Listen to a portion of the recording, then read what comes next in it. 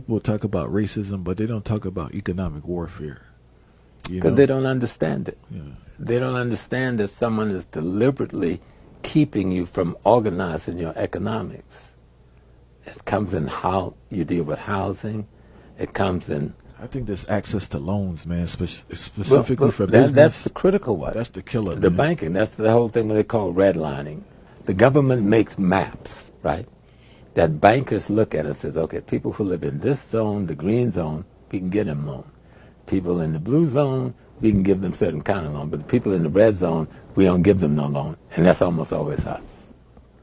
And if you can't get loans to open your business, if you can't get loans to buy the vehicles to attend your business, if you can't get loans to resupply yourself or to expand your business, then you're not going to thrive. You know, that's again, how do I provide food, clothing, shelter, safety, and security? So they force you to be, what, a consumer and a labor workforce for their enterprises, instead of you being creators of your own enterprise. And you can't create your own enterprise if you don't have access to capital. And you can't have access to capital unless you have access to loans. And you can't give access to loans according to their standard unless you qualify in this credit rating. But you can't get the credit rating because nobody give you the access to the loan, right? So, and then the craziest thing, the way they run the credit rating in America, say if I got terrible credits, right, because I refuse to work in the system, I will not work in the system. My credit is rock bottom, it's been there for 40 years, because I will not let you use that chain around my neck. I will find another way, right?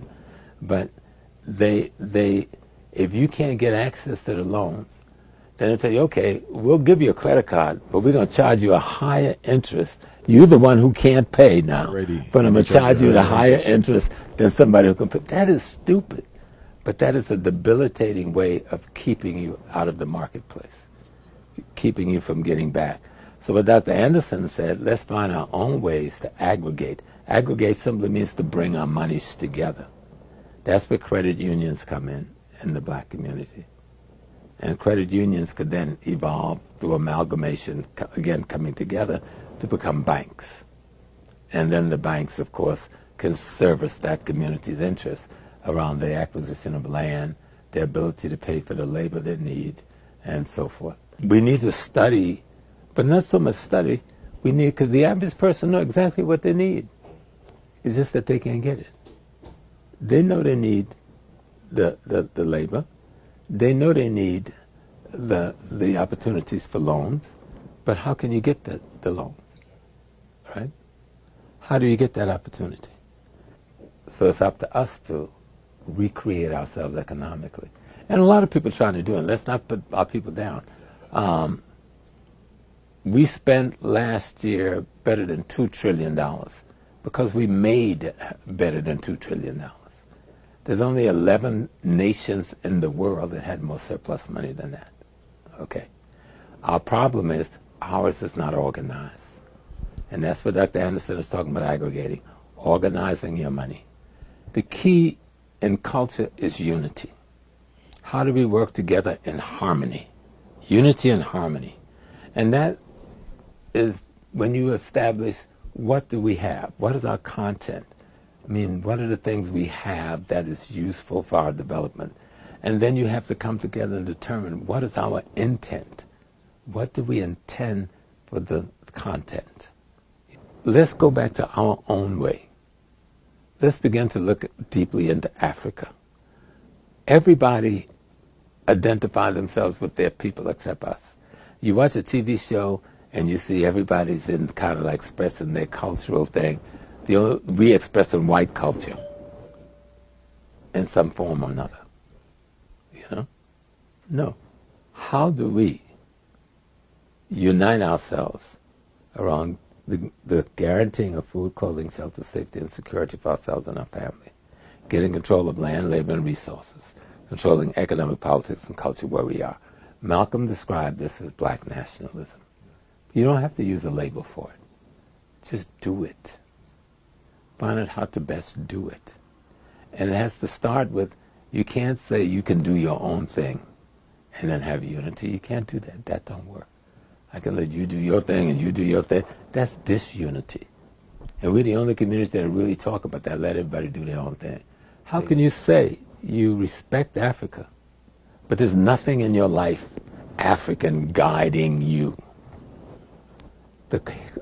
At your core, the history of Africa and African peoples, wherever they've gone in the world, should be what's guiding you. That determines who your friends are and who your enemies are.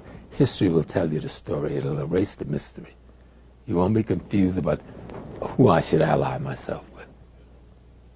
And those people in the world you see dominating the world today is because they're not confused about who their friends are and who their enemies are. We can't even establish our fundamental identity.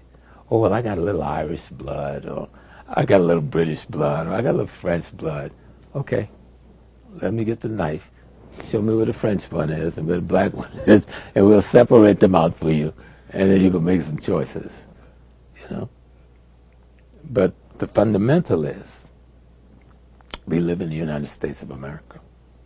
The fundamental is, the majority of the wealth is in the hands of whites. The fundamental is, where we do make our majority money in sports and in music, that is controlled fundamentally by white people. Most of our managers are white. Most of our lawyers are white. Most of our investors are white, right? So you make $1 billion and some white person tell you where to invest it, and he don't let you invest none of it with black people. Okay? And when you look like you're getting too big for your pants, they do like they do Kanye, try to figure out how to strip you of your billion. Real or unreal. You know? And they've been doing this for centuries. We can study it over and over. The same group of white people have been destroying us, managing us, ripping us apart, imitating us, and if we dare call their name, they accuse us of being anti-this or anti-that.